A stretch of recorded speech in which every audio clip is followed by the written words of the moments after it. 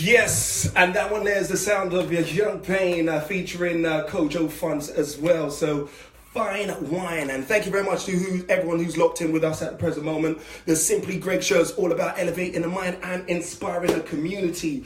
I've got an amazing guest with me right now, so I'm really excited to actually go through this. You know what I'm saying? I'm really excited to actually find out her journey and what she had to go through in order to actually be where she is currently with us at the present moment. So for those who've obviously seen the adverts and those who've seen obviously what we pushed out in terms of press release and so forth, you know that the guest I have with me has gone through an ordeal of a challenge in order to actually come to where she is at the present moment, having been diagnosed of cancer at the age of 17. To now, 3 years later after that, she went about going through natural remedies, and now roughly 7 to 8 years, here she is standing before us or sitting before us about to tell her story. So let's all introduce Charlotte Crowl. She did a curtsy as well on Facebook Live with her. How you doing, Charlotte? You okay, yeah? Yeah, I'm good, thank you. How are you? I'm great. Thank you very much for asking. At least you asked. I feel privileged now. I've been asked, rather than everyone thinking it's just like, oh yeah, checking them. Yeah, Charlotte, like I said earlier on, obviously you've been through an amazing journey, and I was just moved by that. I remember even before, I have to big up Danny Bleckner. She kept on saying, why, you need to have Charlotte on your show. You need to have Charlotte. I was like, who's Charlotte? She's like, you just need to let me introduce you to her. And it took us a long while before we connected, because you probably don't even know, because even Dean was like saying, have you managed to contact Charlotte? I was like, no, I've been busy. And I was like, no, contact Charlotte.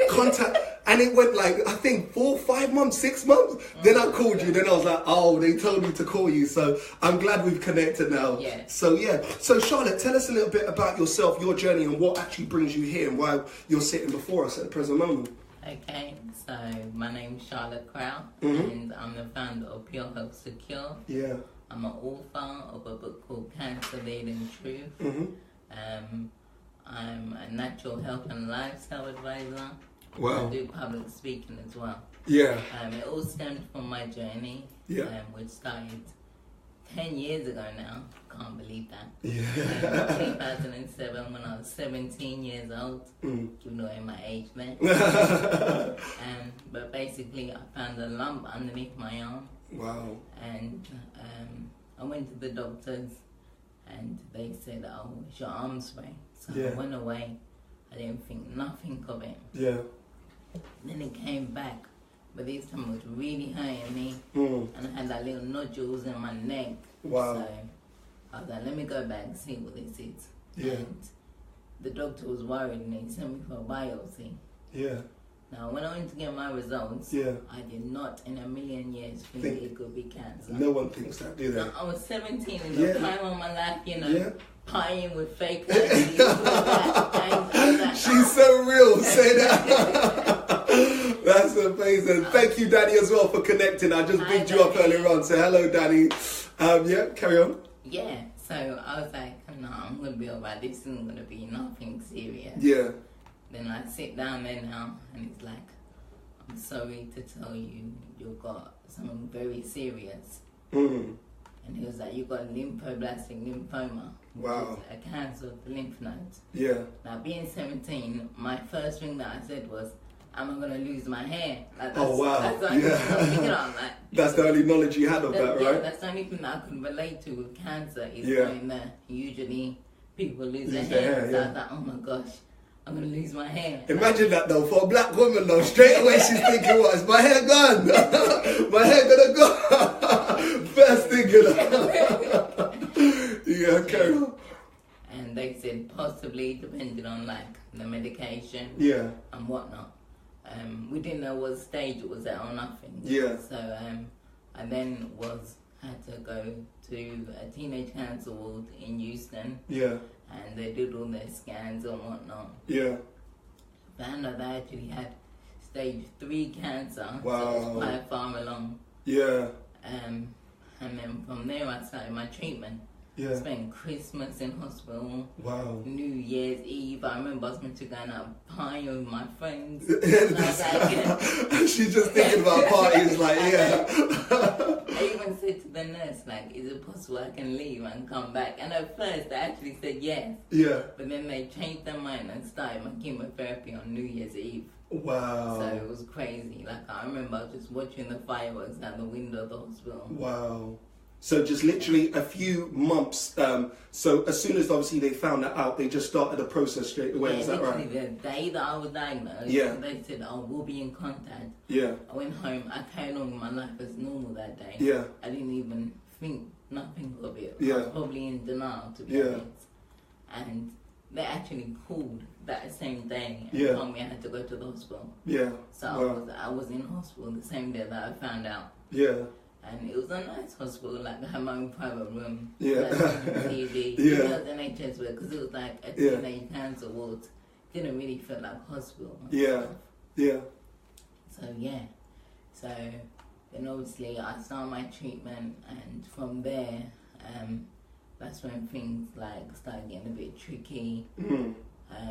I was on a high steroid dose, Wow. which caused a psychosis. Mm. So it was like I had another person in my head, Wow. like speaking, like controlling my life. I had no control over my mind. Wow. And it even gave me like suicidal thoughts and stuff like that. Wow. So it was a very like horrible time, because to not be in control of the mind, Yeah. it's not a nice feeling. Wow.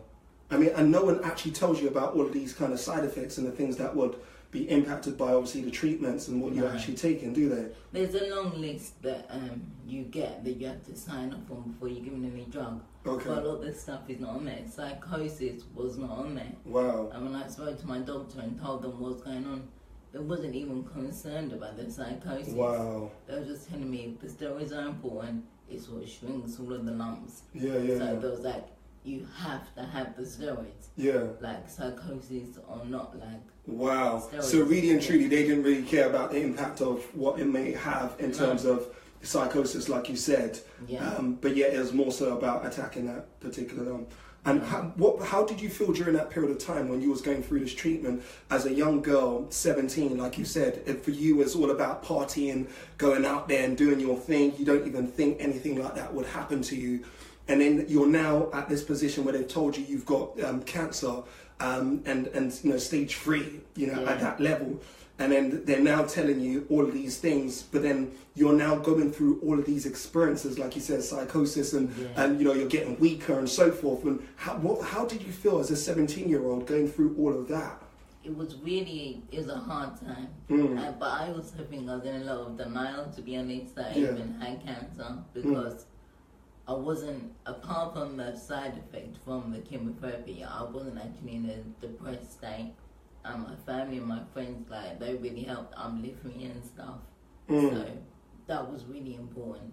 So I felt, I was upset with what's going on with like the side effects, but I was still living. And I thought, you know what, it can't really get any worse than this.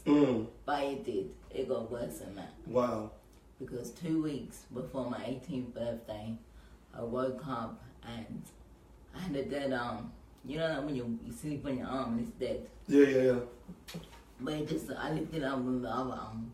But it just kept dropping. Wow. And me and my mum were joking and laughing at this, like, Wow. you know, like.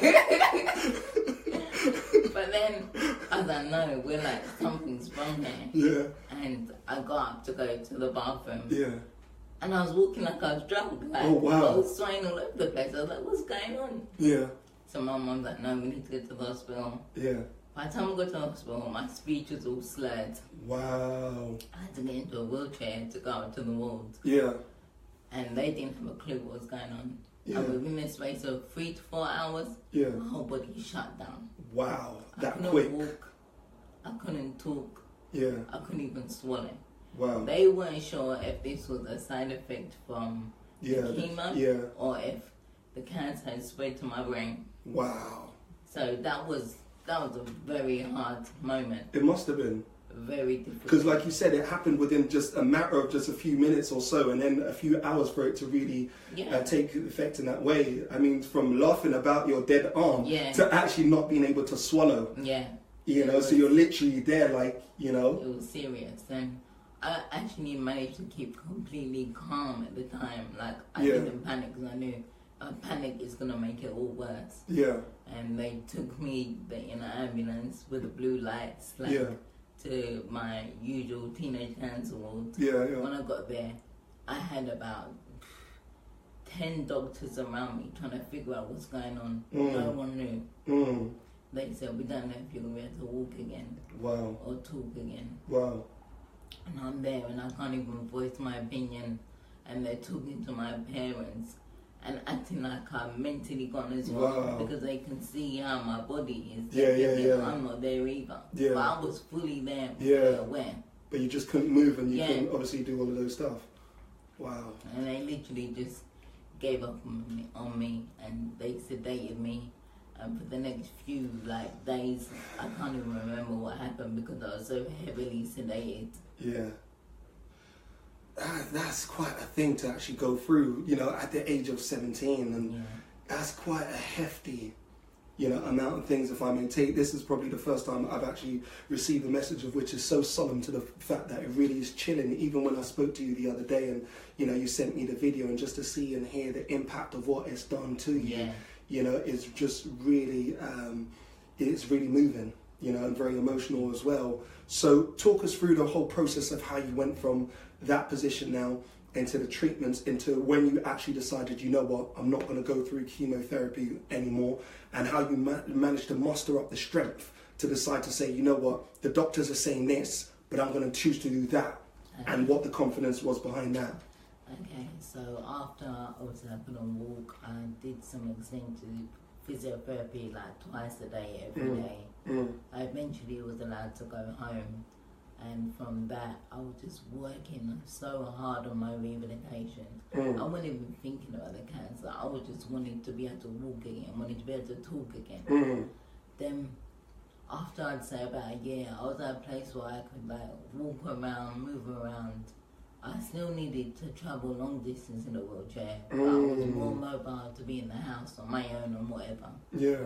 Then I got a viral infection and it put me right back to the beginning, but this time my balance was completely messed up. Wow. It was horrible. Wow.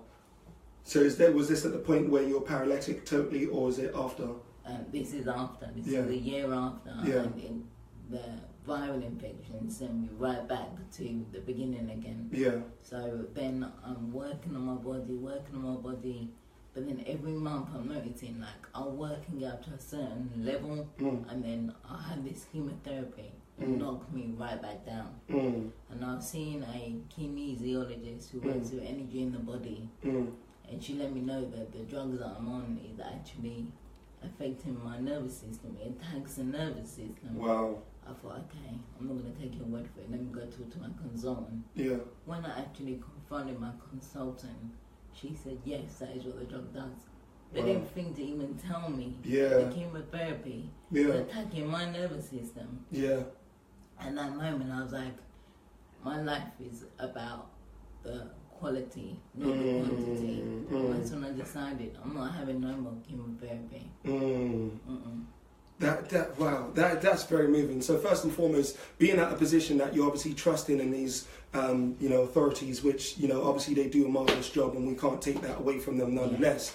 But being in a position of which you're not being given all the information of the effects and the side effects of this treatments and the chemo or everything else that you're actually taking, and you were actually left to your own device to actually look into it for yourself. Had you not even looked into it, you would not have known that it's attacking your nerve system, and it would actually just completely shut down. So this first and foremost just goes to show you guys that it's always important for you to stay on top of your health. Always important for you to stay on top of understanding what every treatment is doing, and what every whether pharmaceutical kind of remedy you've been given, what it's actually doing. You need to stay on top of it. I remember saying to someone one day, is like, I remember saying to them, okay, would you trust me with $1 million, or would you trust me with £1,000 or 10,000? You know, let's even bring it down. Would you trust me with just a couple of £1,000 if I asked you for it right now, and I told you, I didn't even tell you what exactly I'm going to do with it, but I told you it would be good for you. It was like, no way am I just giving you that much. I could give you a few hundred, but not that much. And I was like, all right, cool. How is it now that we trust people that we don't know on the other side who create all of these things for us, or we trust people of whom we're not related as much as even friends? Do you understand? But we trust them with our life, which is worth more than a few thousands. So what I'm saying in that, as well as actually taking on board these kind of advices, especially when it comes to, do you understand, your personal life, pharmaceuticals, your health and things like that, always look out and ask questions and find out more. Why are you giving me this? What is this doing? What's the side effect of that?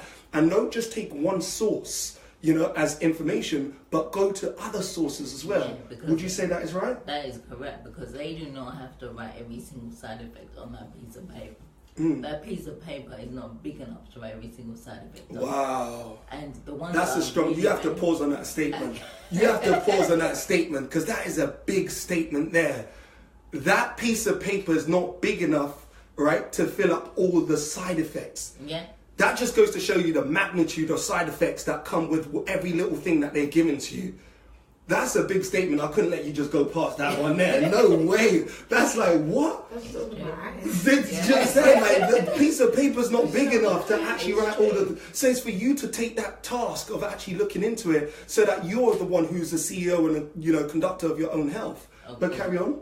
Yeah, because anything that's extremely rare, any side effect that's extremely rare, they legally don't have to put it on that paper. And my side effect don't tell me that. Extremely rare. So they legally don't even have to. No, because if it is affects such a small population, it does not have to be stated on the paper. Oh my goodness, that is crazy. The percentage of me getting my side effect was 0.01%. That's why it went on the paper. But there's always a line on there saying, if you do your research, then you will find any other side effects. Or if you go to this website, you can find other side effects. But that's the thing as well, because especially when it comes to cancer, because it affects people in various different ways as well. There's like how many different cancers that is notably known at the present moment, and it's still more that is actually coming up as well. Yeah. So it's always going to be a small percentage in terms of obviously the treatment, and that's why I'm not going to go, I'll elude from going into what exactly that particular industry is at the present moment. I'm sure many of you guys already know, but it's going to be never ending if that's the case. Yeah, of course. And they can't always know what kind of side effects can be caused, because the thing is, each one of us are unique. So as long as that's they my point. affect us differently. So when they're doing their drug testing on these animals or the people, whoever they're doing the studies on, they haven't got every single person in the world to know how every single person is going to react to the drug. Yeah. So literally they're creating drugs for each and every individual, but then it'll be a very long time before everyone actually gets exactly what they need. The way they create the drug is just for everyone. It's not about using an individual, it's just about the number. For the cancer. It's not about, okay, let's look at Charlotte Crowl, let's see everything she's been through, let's look at the body, the blood type, this and that. It don't work like that. It's like cancer, this is the drug we're going to use, that's it. There's no different thing for anyone. Yeah, and that's what I love about what you actually told me when I spoke to you, because you mentioned as well that, you know, the way it just affects everyone, you have to be on top of things in order to, because you can hear your body. Yeah. Right? And you know your own personal body. So, and when you was telling me that, you know what, you have to start listening to your body, because you're not a number, you're a person, you know, and you're valuable. So to someone else, they'll just treat you as a number because they're just going through their testings and whatever it is. Yeah. But to you, your life means a lot. Of course. Do you understand? And your life and your body's talking to you more than it can talk to the doctor. The doctor's actually listening to what you're telling them about what you're feeling. That's what I always say. You don't go to the doctor. You see, I started her there. You see, I started her there. I started her. She's like, what? Yeah, let me tell them something. You don't go to the doctor. And they don't tell you that you have a headache. You're telling them you got a headache. Yeah. Then they prescribe whatever for your headache. But you're the one who initially said, I've got a headache. Yeah. And from that, I look on the computer and see, okay, this is what you can take for a headache. And boom. You get your. You know what? Not to discount what she said, right? It's actually funny because I've actually heard someone say that they went to the doctors, right? And they told the doctors what was wrong, right? And the doctor actually went and Googled it. What have we? That's mad. And then someone actually told me they went to the doctors, and the doctor turned around and was like, "Let me just check." And he was thinking, I could have done that at home. It's like, what have you done for me, doctor? You could have saved my Oyster card or my petrol. I'm telling you. But yeah, thank you very much first and foremost to everyone who's locked in with us. We greatly do appreciate your love and support as well and your time. Sei, thank you very much for also being locked. So KLS Fute. Thank you very much. I'm sorry if I mispronounced that as well. Major Key, listen to your body. Thank you very much for that. Is that for Shada? We really do appreciate it. Thank you to everyone who's locked in, everyone who's listening as well on 93 FM Slam Radio UK. The Simply Greg Show is all about elevating the mind and inspiring the community. And the way we like to do it is by spotlighting the hidden gems in our community. So ordinary people doing extraordinary things. Today, the ordinary person doing an extraordinary thing that I have over here today is Charlotte Crowl. Now, for those of you who've been listening, you would know that at the age of 17, she was obviously diagnosed of cancer. And it's from that point of time that it just, the treatments that she was taking actually had a counter effect on her, and her nerve system and so forth. She was already on stage 3 already as it is, and then later on it led her into a point where she was paralytic, and she had to obviously go through so much in order to actually counteract that to be where she is currently at the present moment. Now, Charlotte's just telling us about how to listen to our body. She's been talking to us about her journey, of finding out the diagnosis, and obviously also seeing psychosis being one of the side effects, and also saying that you need to stay on top of it. You need to make sure that you're in tune with yourself, because you know yourself more than anyone else can. Even when you go to the doctors, you're telling them the messages that your body's telling you.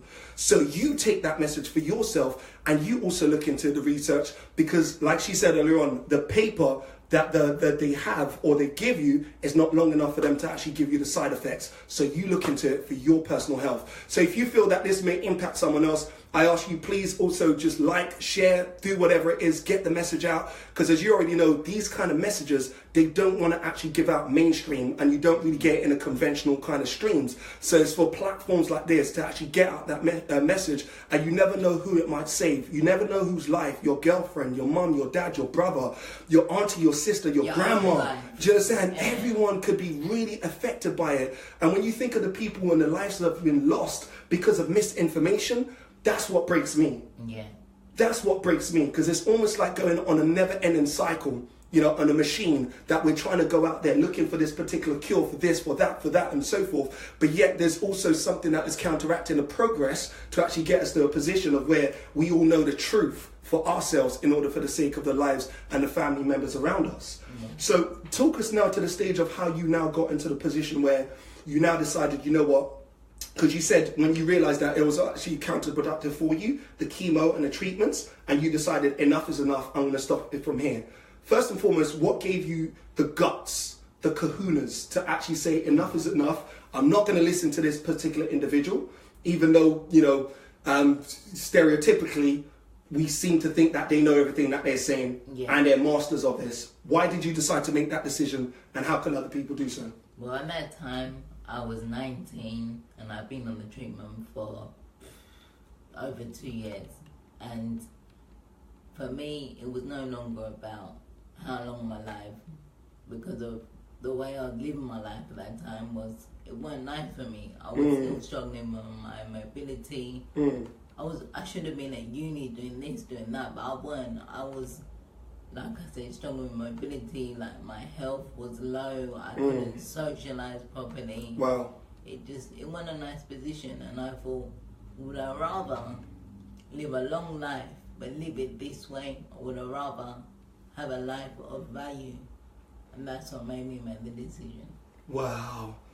And that is a lot, because when you've had to take such a jump like that, it's not easy, you know. But it comes to that point, and what I love about what you said when we also spoke earlier on is that you came to a point as well that you think it's about quality and not quantity. So she decided, you know what, even if it's just going to be 3 days I'm going to live for, but I'm going to live the best 3 days of my life. Do you understand? Rather than going through all of this particular weakness. So first and foremost, just also want to take the time out to actually big up everyone who's joined in. Michael Burke, thank you very much for joining us as well. Rashida, and you know what, let me go through the comments, because there's quite a few comments here that I need to go through as well. So all the way down from the bottom before we do it. So Danny Blecknard, shared. She said, Charlotte is amazing. I will catch you both on the replay. Yeah, thank you very much. Thank you, Danny. Obviously, Danny, we greatly do appreciate that. Neil, so unbelievable stories like this give me so much strength and motivation. We highly respect you, Charlotte, true fighter. Amazing. Thank you very much for that as well. And great. Next one we've got here. Frashida says, agreed. Yeah, she was agreeing with the statements we were saying earlier on. Yeah. Careless Richard, so fantastic. Great interview, interviewee and interviewer. Greg, I think I taught you. You really did. It's like, have you ever seen a student that doesn't know their teacher? It's like, wait. Well, I'm joking, but thank you very much. You know, we greatly do appreciate that as well. And thank you very much for jumping in and obviously the compliments. We greatly do appreciate that. And who else? So Sheila, most GPs go on Google now. Yeah. Wow. And CC Love Heart, thank you very much. I mean, keep sharing, keep obviously sharing love hearts and obviously thumbs up and so forth. Love hearts, we won't break it, it's cyber, so we're all good. And finding out about Charlotte's story. See you on the other side. So, for everyone who's obviously locked in. Yeah, for everyone who's locked in with us at the present moment, thank you very much for obviously taking the time out to do that. As you already know, we're here with Charlotte Crowl, and she's telling us about her story. We're on the ad break at the present moment. As you already know, we're always multitasking. We're on 3 platforms. So we're both obviously on Slam Radio UK, and we're also on 93 FM. We're on DAB and also Facebook Live at the present moment, trying to reach as many people as possible and make sure that we get the message out there so that we can actually make an impact to those who it obviously affects the most. And today what we're doing is talking about the hidden truth behind cancer, how to also overcome that by listening to your body and actually knowing how to improve your health by just being in tune with yourself, and now making sure that you research into everything that has been given onto you, because you're the one who's the master of your own life, and you need to stay on top of it in order to make sure that you can make sure you optimize your health and live not just as long as possible, but also live with greater quality of life, rather than just trying to fight the way that you've been given, or the way that you know, or the way that is conventional to you, or what has been given to you.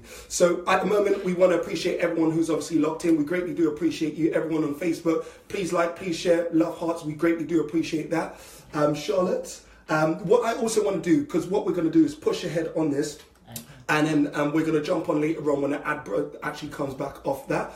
But Charlotte, tell us now how it went from the stage of, you know, you now realizing, you know what, you're going to push forward and actually go and make a difference to your own personal health from what you've actually experienced, and you're going to find different ways. And how did you also find the different ways of actually now naturally healing yourself? Well, I began to research, ask around. I started doing everything. Like I literally did herbal medicine, acupuncture. Yeah. I still was doing the kinesiology. Yeah. Up to my exercise, I changed my mindset, I changed my diet. That was extremely important, to change the diet. Wow. What else did I do? Chiropractor. Any natural thing that's out there, I've tried it, believe me. Yeah. So, yeah. So from there, I mean, did you have any support in doing that? Because for a lot of people, they don't even know where exactly to start.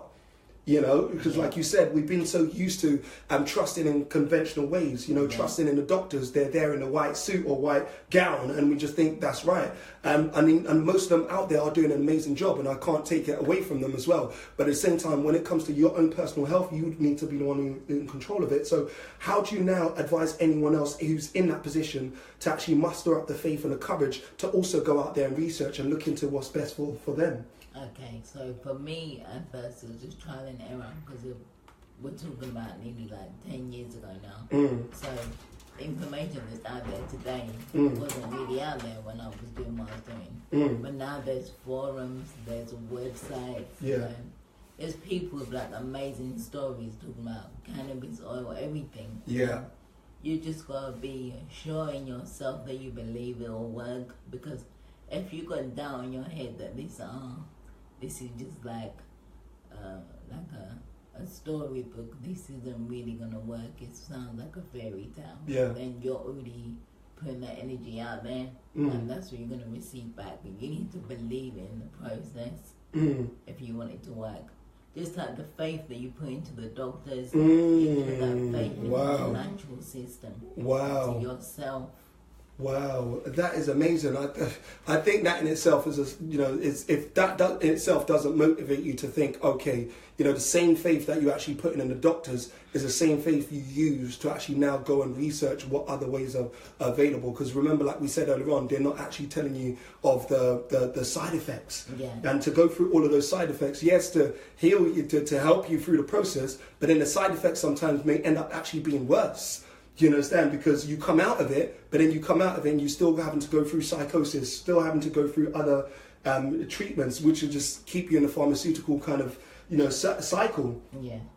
We've grown up in a world where the media pushes medication and doctors and Western medicine. But the thing is, we need to go and look for stuff ourselves. We can't just depend on what the information that's been given to us. It's time for us to go look out there and learn our body. Like, when your body gets bloated because you eat a certain food, don't continue eating it because that's your body saying, I don't like this.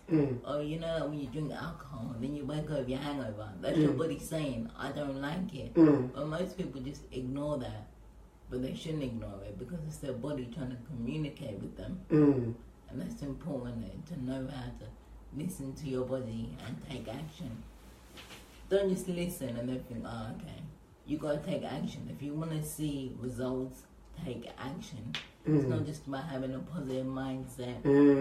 It's beyond the positive mindset, isn't it? Although having a positive mindset is extremely helpful, it's no good if you're not ready to take action.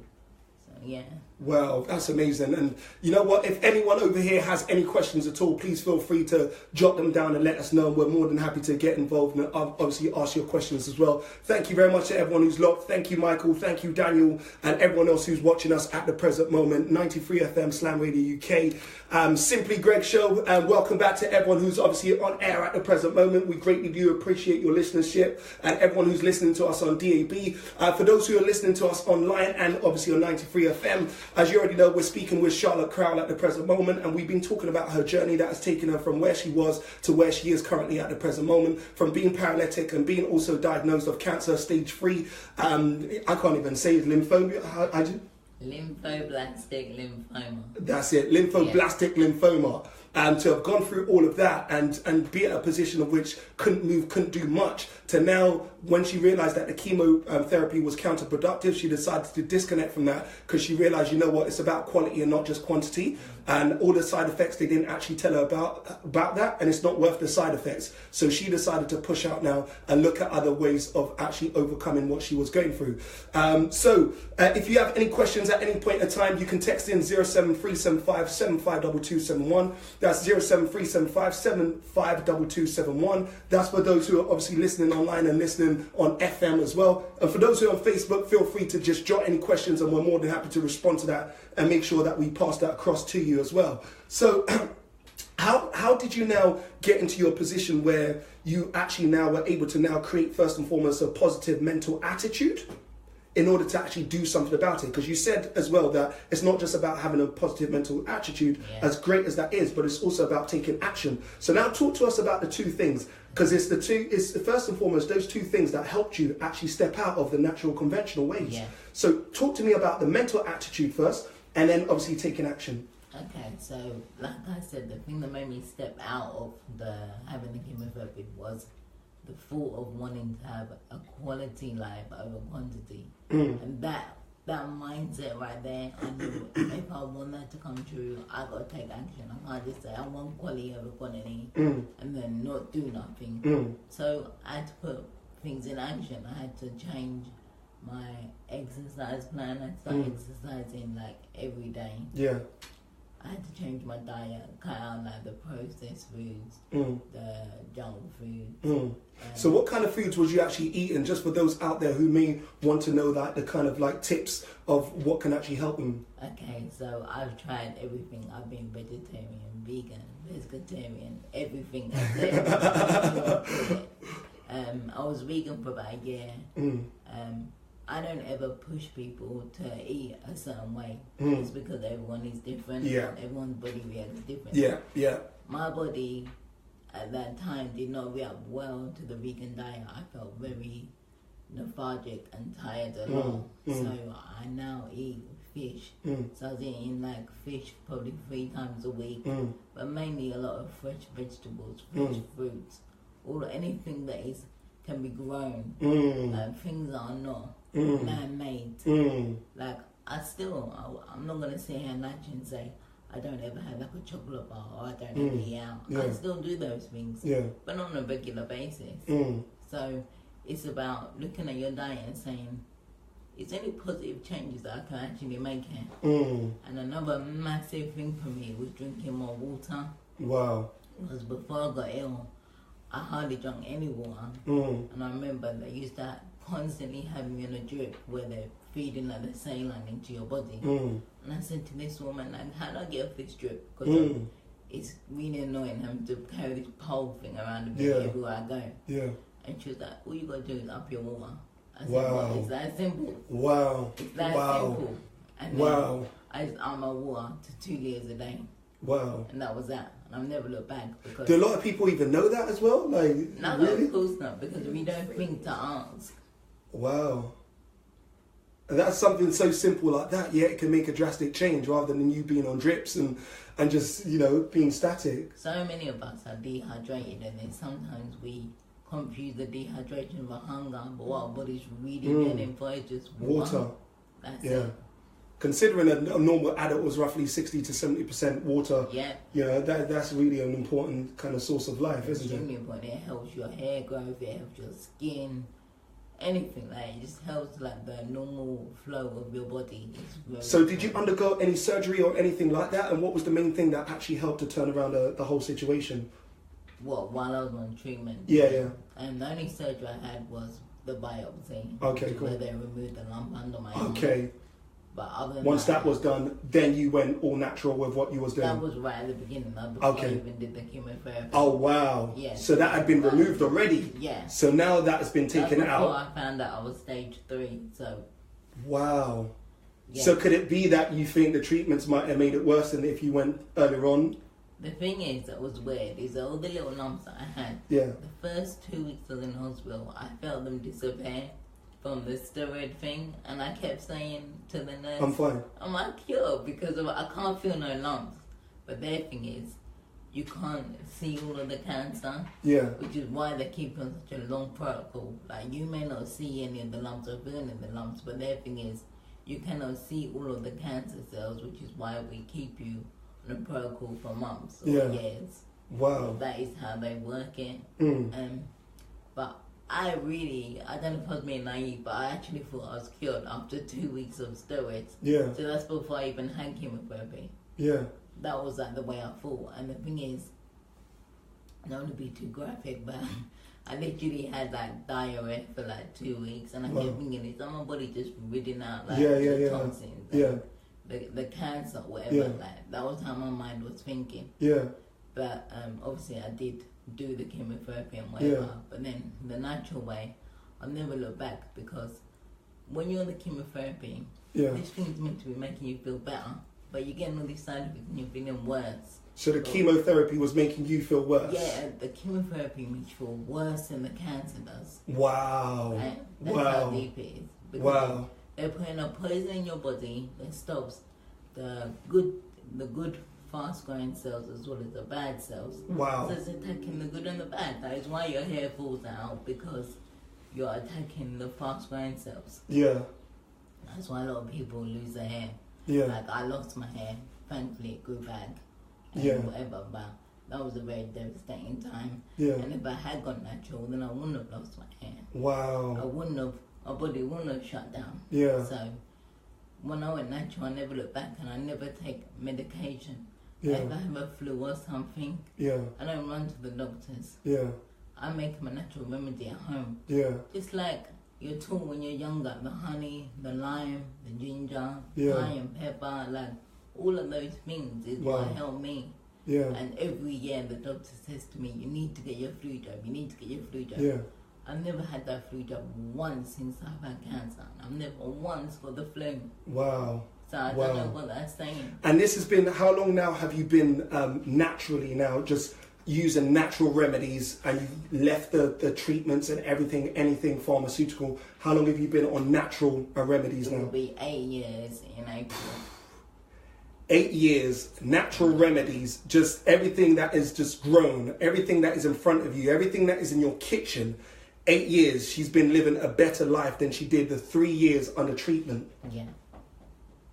That says a lot. I don't know about you, but really and truly, you know what I'm also learning from this is actually, it's okay to actually also be naive or act like you don't actually know with certain things. You don't always have to know, right? What I mean by that is, when you have a child, because being that I've got a child who's 3 years and a half, almost going, 4 and so forth, they ask everything. Yeah. But when they're asking everything, it actually causes you to actually now think about certain things. Yeah. Because when we just act like we know everything, oh yeah, the chemo will do that, that will, then we actually subject ourselves to something of which we don't really know, but we're trying to stay away from looking like we're just stupid, or if I may say it in that way, we're trying to stay away from looking like, I might offend someone, or I might sound silly, but it's okay to ask, like literally just keep asking, just wanting to know more. The thing is, a lot of people associate cancer with death. Like when I tell people I had cancer, like really, like you had cancer, like, and then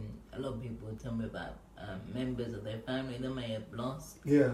But the thing is, when you get diagnosed, you're not thinking, oh, what could I be doing to save myself? You're thinking, let me go to the doctor. The doctor knows best. Yeah. That is what you're thinking. That's natural. That is completely natural, because growing up, what you've learned from the media, what you learned from the doctors, that's what is being installed in you. But now the problem is because the way in which the doctors are being trained now is actually just everything's pharmaceutical, rather than even, those who may have known something or may know something else wouldn't even tell you, because their common practice now is just follow that route. You don't go to the doctor and they tell you, oh, how about you take this out of your diet and you do this and this could help you. I know people who've had eczema all their life. They just get prescribed a cream. And I know about 3 people, all they did is they cut meat and dairy out of their diet. Their eczema cleared up. The doctor would never tell you that, because it's not their fault. They just never learned that in university. They don't teach that. They don't teach nutritional advice when they're training someone to be a doctor. You've got to go to a nutritionist. But they need to make people work together and unite in order to get the best remedy for whatever it is.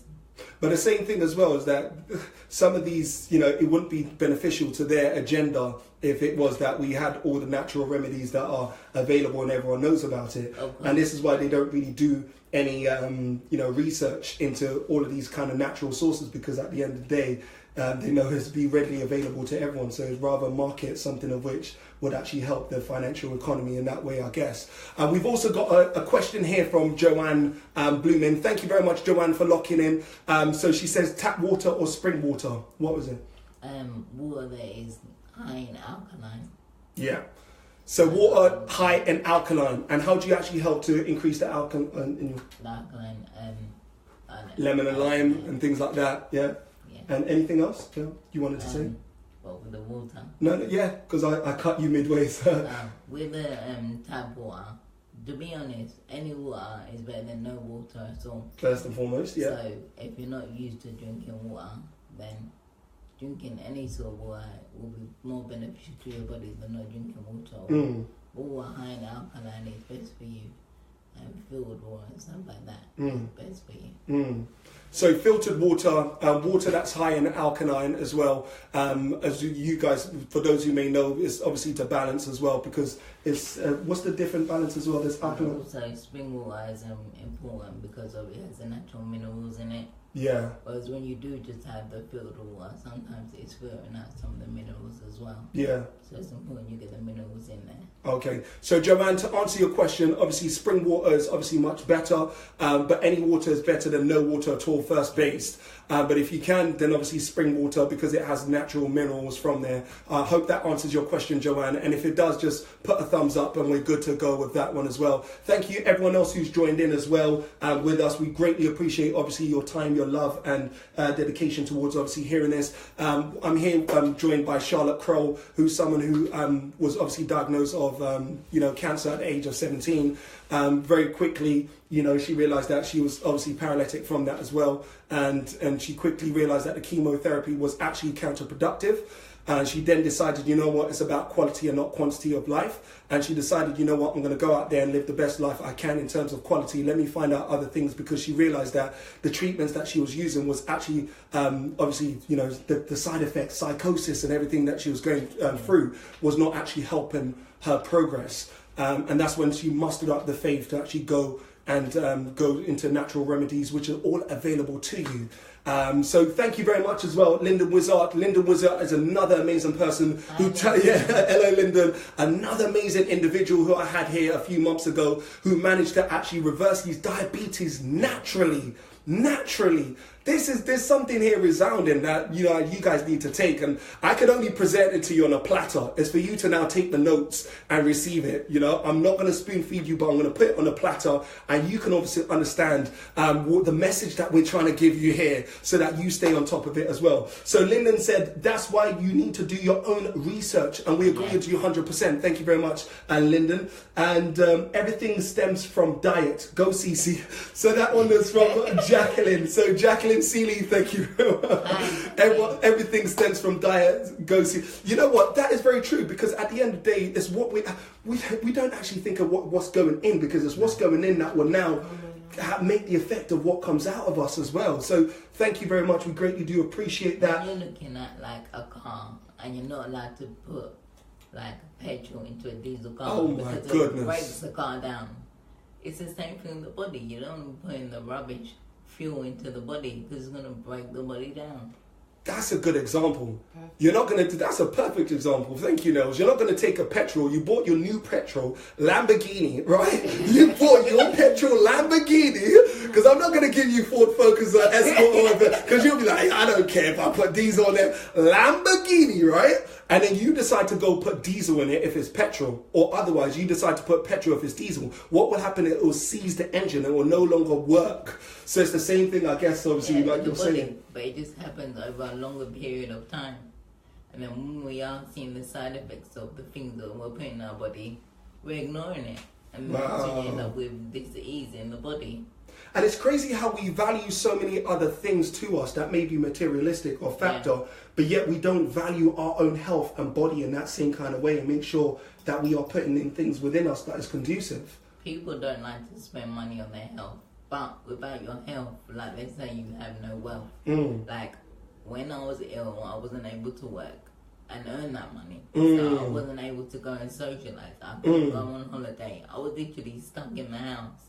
That is not quality of life. So if you're putting your health last, then it will catch up with you. You have to put your health first, because when you're in a healthy state, you're able to accomplish anything you need to.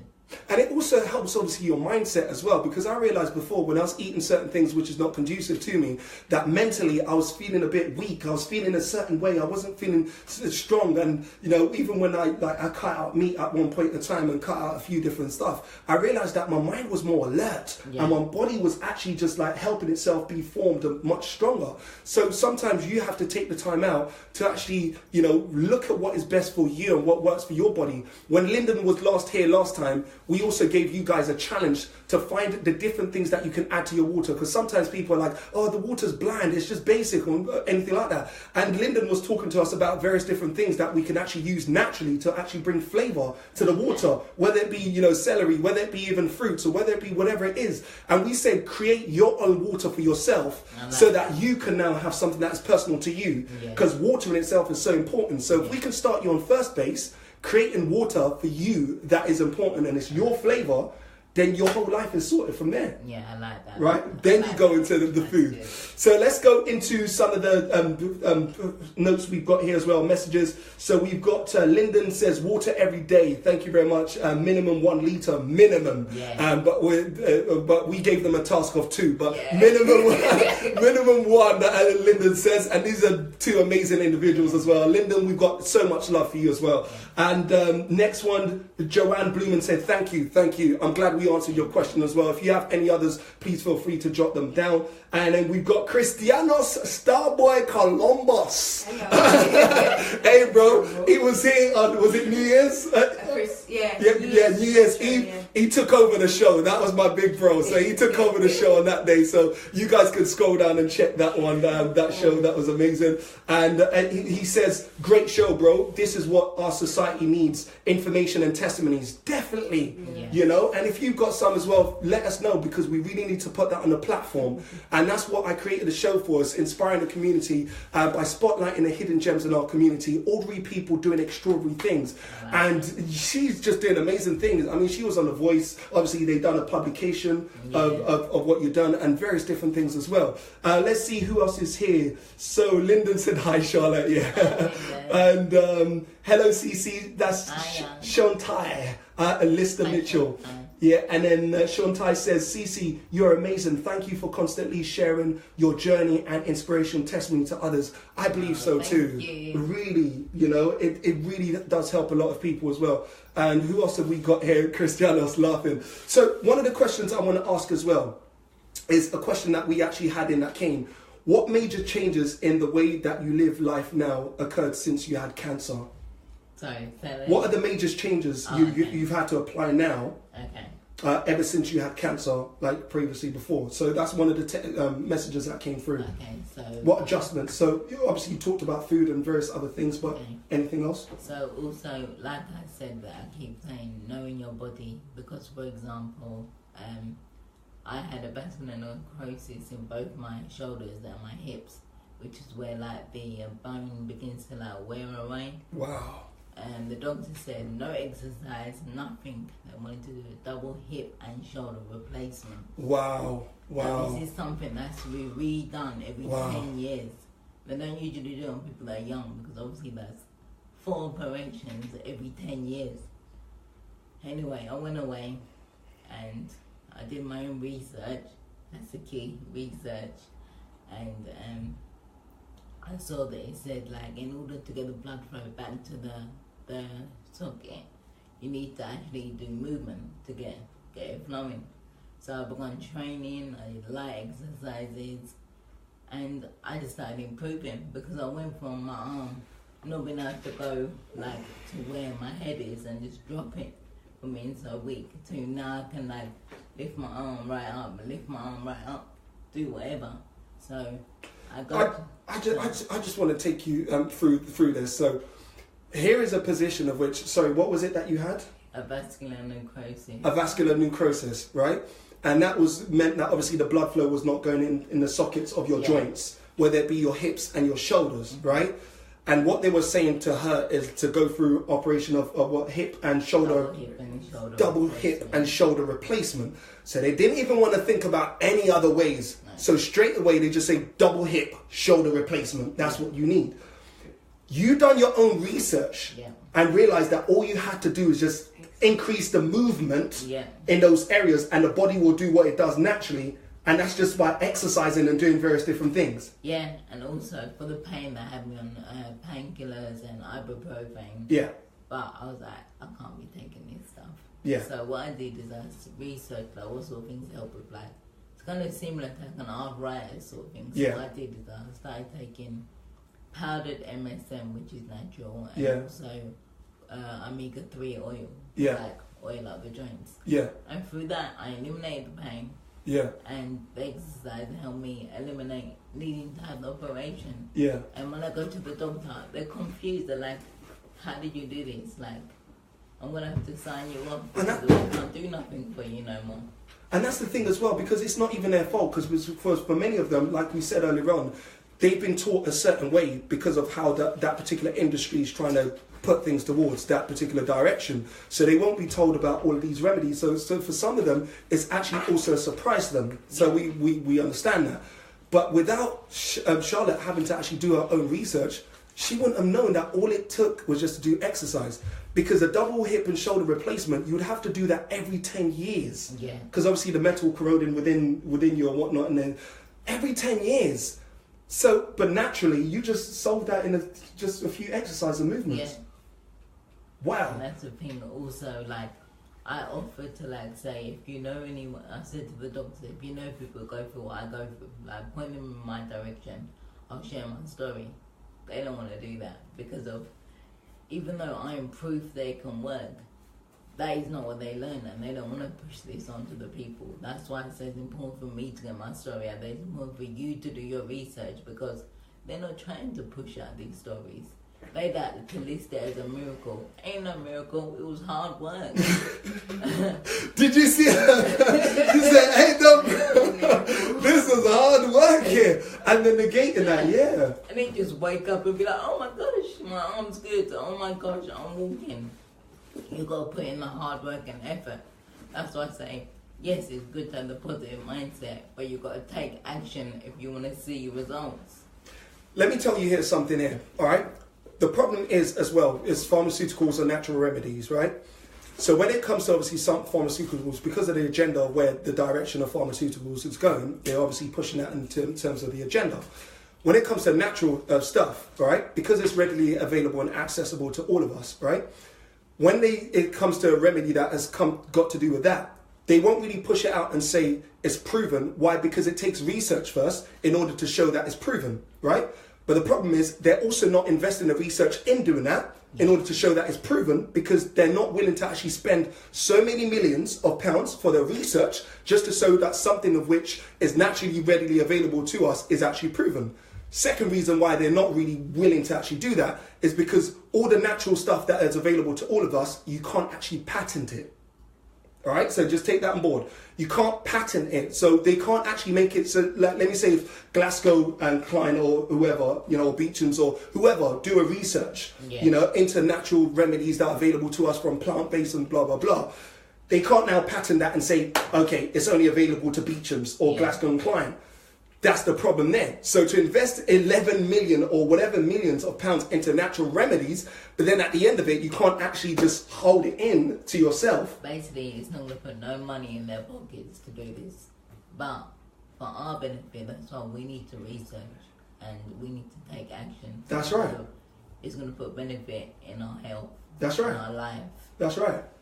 And this is the reason why, for me, what I was saying is that this is why I love, obviously, putting these kind of stories on the show, because you really never know. Just one word like this can actually make a significant difference to someone's life, especially when it comes to losing family members. That, for me, really gets to me. This is why I've loved having people like Lyndon here, and I've loved having people like Charlotte or having her here at the moment, because all of these things could actually save someone's life, man. That's what gets to me. A friend, a loved one, a family, a relative, whatever it is. And if I can just ask you to get this message out as much as possible, because you don't really get this message out on conventional routes. No. Please do share it out or whatever it is. You never do know who it may be able to help and how it may be able to help them. One of the questions I also have here, and before we also do wrap it into a close with like the advice that you can also give other people and so forth, is what she lives life. You've mentioned. Yeah, you eat differently, and are your relationships different now in terms of the people around you? And did you have a foundation? Yeah. Oh, good. How long have we got?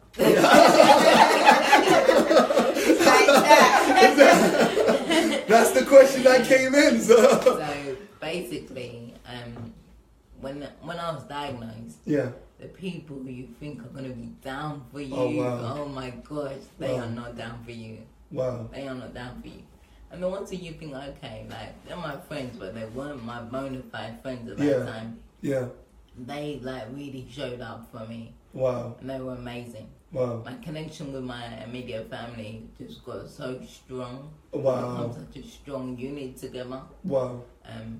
And now I have to, like, really filter who I let into my life. Yeah, I yeah. ain't trying to have no negative Yeah, energy yeah, around it's me. true, it's true, it's I true. know for me to strive, I need to have people who have the same kind of mindset around me. Because if you're thinking, yeah, I'm working, I'm walking, I'm going to run, and then you got something like, I don't know if you can achieve it. You know? Wow. I don't really know if it, like, you don't need no haters in your circle. So, yeah. You know what I like about what she's done? And she's taken control of her circle, right?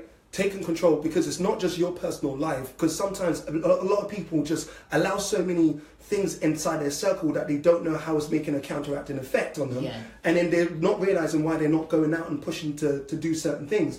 Because you're an accumulation of obviously the people that you have around your circle as well. So if you want to change your life into actually going into a higher plane, don't just change your life, change your circle as well. And make sure you're riding with a pack of those of whom are actually moving somewhere. Yeah. And you know what? Sometimes people feel a certain way. No, you have the audacity. If you feel that, you know what, this person don't believe on my Facebook page, or this don't belong here, you have the right. At the end of the day, it's your life.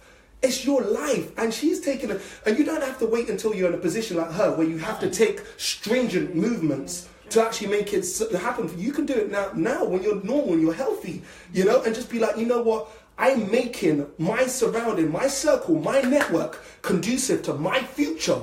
People are not believing in where I'm going. That's your problem. If you don't believe we can fly and go to the moon, that's your problem. Yeah. I'm believing for that. So let me just run with people who are going to the moon, and let me connect with them. Let's go to the moon. That's true. And if you know there are people out there who are in a position, that same position that you want to rise to, you need to reach out to those people and connect with them, because they can help you rise quicker, because they know all the steps you got to take to get to where they are. They've already done the work. Because slowly what you don't realise is that the surroundings that you have around you, you're the one who's creating that environment and that painting that picture, right? And it ends up having now, the effect that it has the other way around is that even what you're seeing now from other people, it may not even be that they've had a conversation with you, but straight away you're thinking, oh, I can't actually do that. Or this person's doing this, I can't do that. Or that. So now you're having self-talk, which is now taking out that belief from you that you had in your system that you can actually do it and it's possible. You're now talking to yourself without anyone actually doing something, whether it be the people on your Facebook page or whoever it is. And this is one of the reasons why I actually love this particular platform, is because it's allowed me to actually stretch out my network and meet up with people like yourself as well, in order to actually spread out the message. People who do believe that it is possible, people who are going out there and do something, because that's a difference compared to when you're down on a certain level. And these people, you know, there's certain conversations I have that is like big with other people, and they can understand it, and they're like, yeah, definitely. If I had that same conversation with other people, they'll be like, what, fam? Are you trying to, what, fam? What are you trying to do, fam? What makes you think you could do that, fam? What? It's like, I'm not ready. I'm tired of that. Move, you know? So it's really, so I have to say that big time. You guys take control of your circle and those around you as well. Eliminate those who don't belong there, because at the end of the day, you've got a mission. Her mission is to make sure that she continues with her therapy and making sure that she's walking fine. At the moment, she has a little limp, but she's trying to make sure that she's going in a gym, connecting with the right people, and you know, and also making that possible. So amazing. Thank you. Amazing. So what now, just to give people advice, we're going to go into the next stage of just giving other people advice of what they can do. And then secondly as well, what now seems to be the thing that is stopping other people from also jumping and doing what you did? Because for those watching may think, okay, it's great for her, right, but it may not be for me. So at the present moment, they're probably singing a song for you, but they're thinking, why would it work for me? Let's tackle those people. Okay. What are the kind of challenges that would stop them from actually addressing the issue, and how can they address that? Well, that could be like the people that have around them installing doubt into their minds. So that's why you got to look at your circle, like I said. It could be self-doubt, not thinking you're capable to do this, feeling too weak to take the thing, feeling nervous because you've grown up with being told that, okay, the doctor's the right thing to do and stuff like that, so you're worried. for you, I would actually say what you should do is implement the other things around your lifestyle, like your exercise, your diet, all those factors. When you see those improvements, it'll make you feel more comfortable taking the full leap. So don't just cut it all off at one time. Ease yourself into it. And you know what? Don't even just take my word for it. Go and do your research. If you don't fully believe what I'm saying, go and do your research. In fact, I don't want you to fully believe what I'm saying. I want you to go and look for yourself. Go and look. That's true, because obviously your body operates different than us, and we're not in a position to tell you what to do, but you need to listen to your own body. And I love what you're saying about taking one step at a time, because it's the small victories that help you obviously win the battle. Yeah. Do you understand? Because that helps you get the confidence. You win one victory, you're like, yes, I can actually do it. Because the first step is the actually bigger step. Once you make the first step, then you know that it's possible. You know, because the first step is a step that breaks the stereotype. Yeah. And it states that glass ceiling or the thing that's been confining you. Once you break out of that, you know it's possible. There's nothing that can hold you back. Take the first step. Yeah, you got to set yourself small, attainable goals. So, for instance, like when I couldn't walk, my first goal was to run. That's a major goal, because I'm not even sat up yet. I can't even roll over. I can't do none of this, but I'm thinking about running. I had to back off from that, and I had to say, okay, I want to be able to sit up. And when I achieve sitting up, I want to be able to stand. When I achieve standing, I need to be able to take a step. So when you achieve the smaller goals, it makes you be like, okay, I'm getting closer and closer to the long-term goal. Yeah. I want. Yeah. That's what you got to do. You set yourself small, attainable goals. Wow. That's amazing. So, Charlotte, I mean, let me just check here. We've got quite a few things. Thank you, Idil, for actually joining in. Hello. Greatly appreciate your time as well. Great point. Christianus Columbus, great point. You're a product of your environment. Thank you very much. Lyndon says that's important. A strong support circle to share views without judging. That's amazing as well. Next, we've also got, in life, we have to listen to testimonies and hear what others have gone through. However, if you see that it's worked for someone else and not working for you, then do your research and understand your body. Self-motivation. 100%. You said it right. You understand? And what I also love about what Cristiano says, just said, or Chris, if I would say, is just in life, it's good to actually hear testimonies as well. Yeah. When you hear these kind of things, it's what is going inside your psyche, your mental, and so that will change your attitude. Yeah. Because you came from someone who don't believe it is possible to actually hearing someone else do it. You're like, oh no, I can actually do it. Yeah. Or let me actually try. So without exposing yourself to this kind of information, you're not actually helping yourself.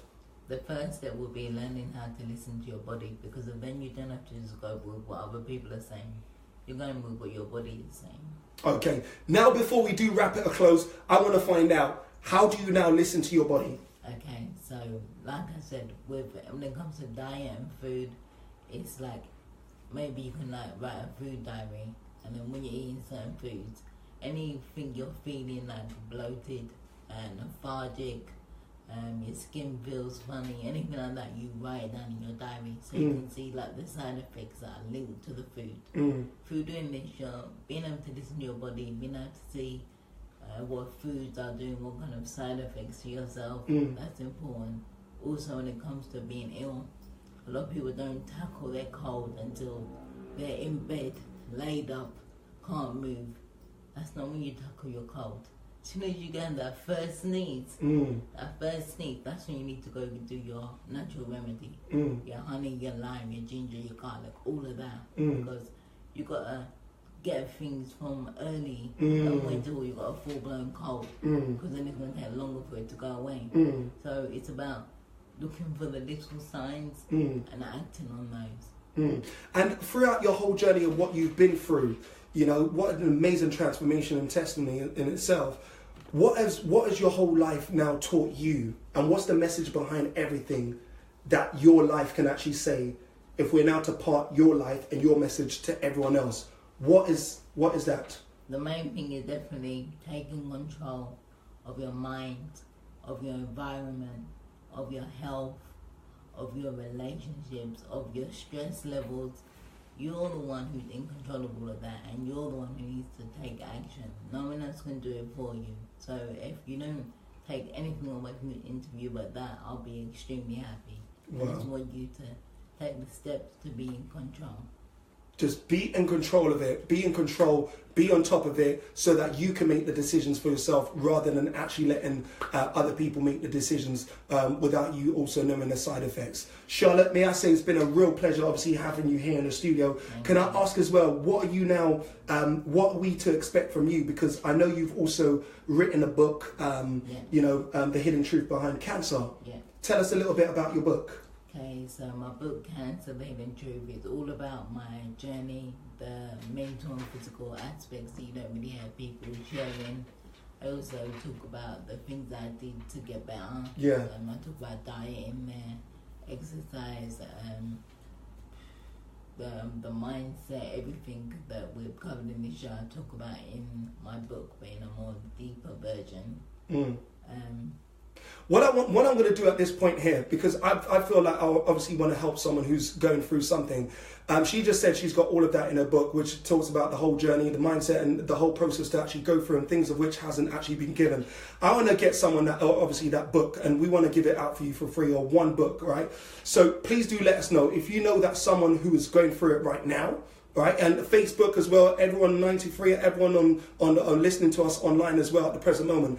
If you know someone who's going through it at the present moment, please do text us 07375 752271. That's 07375 752271. If you're watching us on Facebook, you know someone immediately who's going through that, who would love the book. Let us know, because we're going to give out a book to one person, but we won't give it out to you if we don't know who you are. All right. So if you want the book, whether it be if you're on Facebook and you know someone who's going through it, or even you're going through it yourself and you need that support, you need that help, just jot it down. Right. And then we'll obviously send you the book as well. But we can only send it to one person at the present moment. So whoever's able to actually get out to us as soon as possible, we'll get that out to you. Nonetheless, you can also catch it on Amazon and other places as well. It's cheap on my website, which is www.purehelps2cure.com.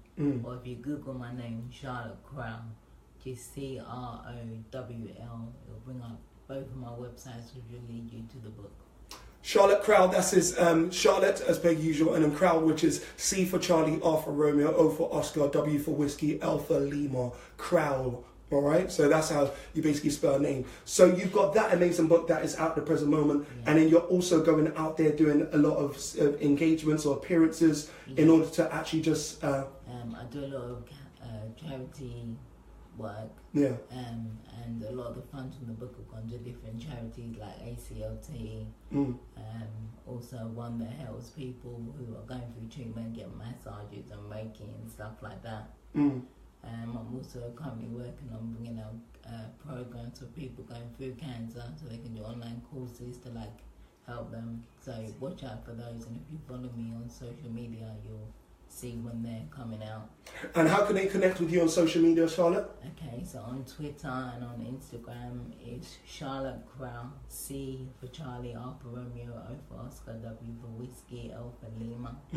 On Facebook it's Charlotte, M for Mother, Crowl, CROWL. And that's it. And that's how they can connect with you. Yeah.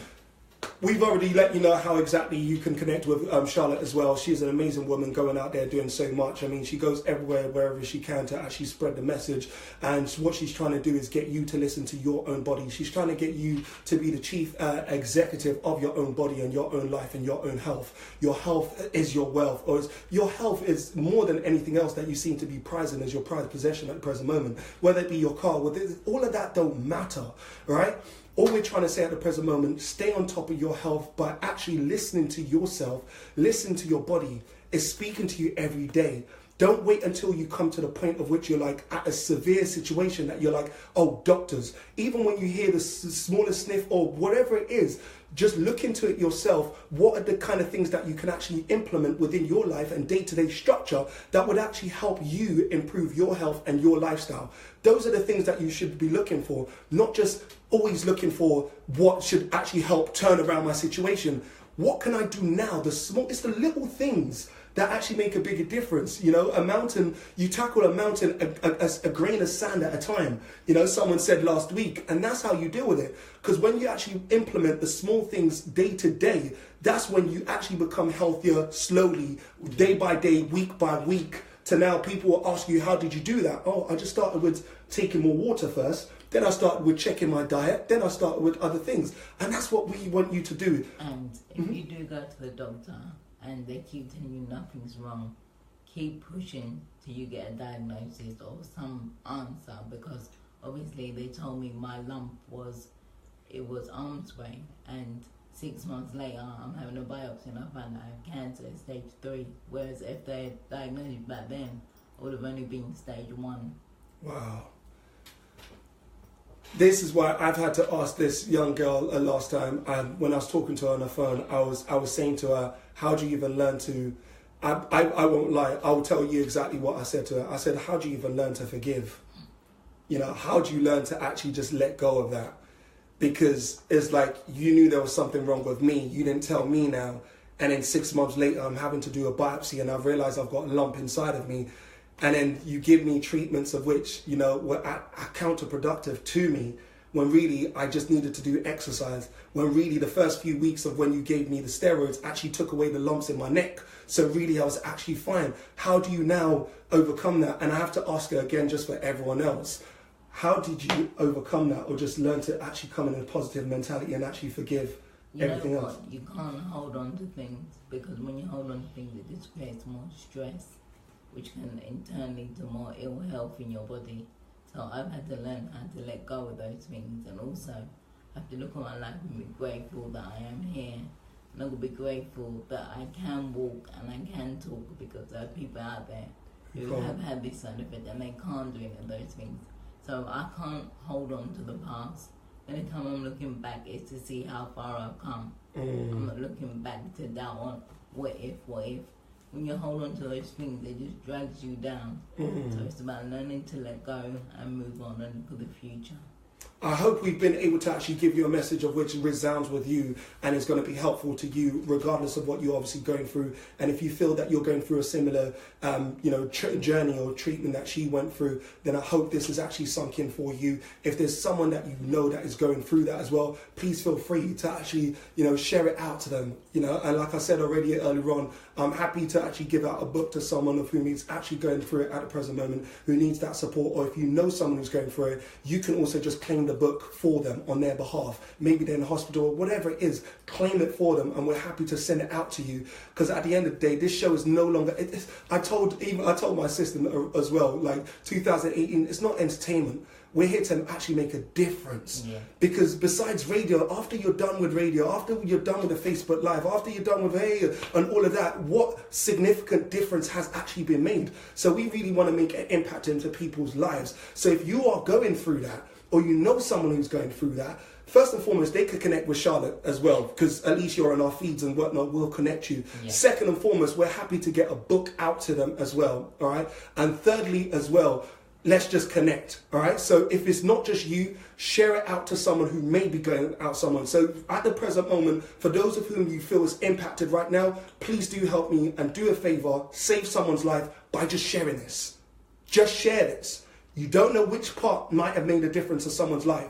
You don't know whether it's that mental part where she's saying going through psychosis and, that has helped someone. Because I didn't know you go through psychosis, as a side effect of, and you don't know whether it's just plucking up the courage. You don't know whether it's, tightening up your network that would help someone else. Just share it for me. And that would actually help, reach other people. Charlotte, it's been amazing. I want to say thank you to everyone who's been locked in with us just before we say our goodbyes.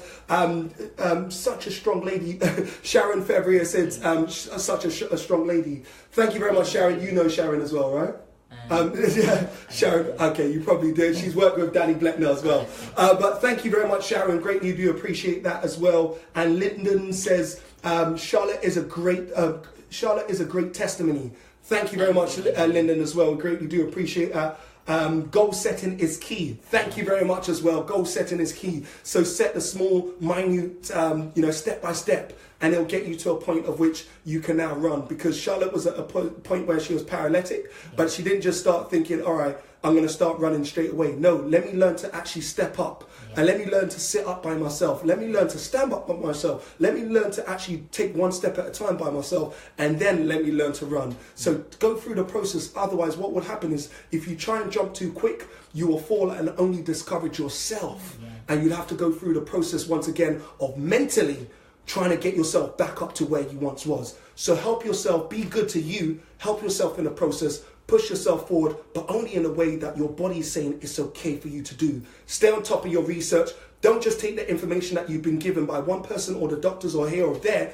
Take that, yes, but also at the same time research behind it and making sure you're making the right decision that is conducive to you. It's been a pleasure. Thank you for everyone who's been locked. Thank you, Natasha. Thank you, Sharon. Thank you, Lyndon. Thank you, Christopher Columbus. Thank you, Idil. Thank you, everyone else who's been locked. We greatly do appreciate that. Last words from you, Charlotte? I don't even know what to say. For someone who goes everywhere speaking a lot. Take back control. Take back the control. Take back control from your network, from that which you're listening to and the things that you're taking on board. It's been a pleasure. Catch us next week at the same time, 12 to 2, Simply Greg Show. You can also connect with us as well on the Facebook page, which is facebook.com/Simply Greg Show. So go on the page. You're on it at the present moment. If you like what you see, like what you see. You can also connect with us on Twitter and Instagram, which is just @Simply Greg Show. It's all about elevating the mind and inspiring the community by spotlighting the hidden gems in our community. Today it was Charlotte Crowl. Next week it's another amazing guest that we have for you. Make sure you stay tuned. Until then, it's been a pleasure. Love you loads, everyone. Thank you for your support. Thank you for sharing. Thank you for the hearts as well. Thank you very much. See you soon. See you next week, 12 to 2.